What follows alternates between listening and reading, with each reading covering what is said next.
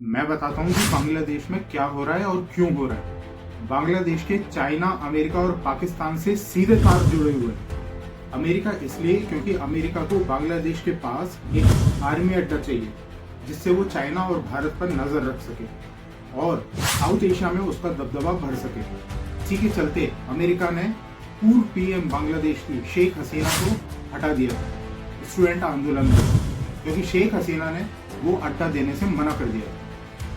China इसलिए क्योंकि वो भारत के किसी भी पड़ोसी को स्टेबल नहीं होने देना चाहता, क्योंकि भारत का पड़ोस अगर स्टेबल होगा तो भारत भी स्टेबल रहेगा और भारत स्टेबल रहेगा तो भारत तरक्की करेगा।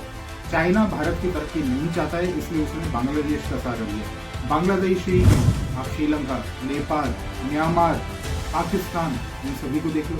और इसके अलावा ऐसा सुनने में आया है कि चाइना भी बांग्लादेश के आजू बाजू में एक नेवल शिप खड़ी करना चाहता है इंडिया को काउंटर करने के लिए। अब आते हैं पाकिस्तान में।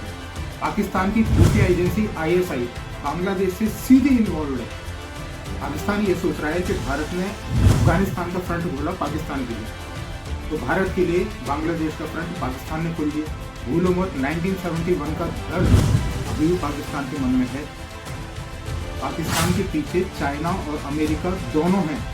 पाकिस्तान के आतंकी संगठन बांग्लादेश में ऑपरेट करते हैं और इसके अलावा ट्रेनिंग कैंप और घुसपैठ जैसी घटनाओं को भारत में अंजाम दिया जाता है। भारत को अपनी डिप्लोमेटिक पावर से काम लेना चाहिए। भारत सीधा आर्मी एक्शन नहीं कर सकता क्योंकि भारत के पास में बांग्लादेश के खिलाफ कोई ठोस प्रमाण नहीं है। भारत अगर बांग्लादेश में मिलिट्री एक्शन करता है तो बांग्लादेश को मौका मिल जाएगा भारत को सीधा दुश्मन मानने का, और बांग्लादेश टारगेट करना शुरू करेगा वहां रहने वाले 1.6 करोड़ हिंदुओं को, और हम भारत में रह के कुछ भी नहीं कर पाएंगे। भारत को अपना मिलिट्री का डर बांग्लादेश के ऊपर बना के रखना चाहिए और भारत को सांस्कृतिक और डिप्लोमेटिक सॉफ्ट पावर के जरिए बांग्लादेश को हैंडल करना चाहिए। भारत को सिलीगुड़ी कॉरिडोर का सबसे ज्यादा ध्यान रखना चाहिए क्योंकि ये भारत के सबसे सेंसिटिव एरिया में से है।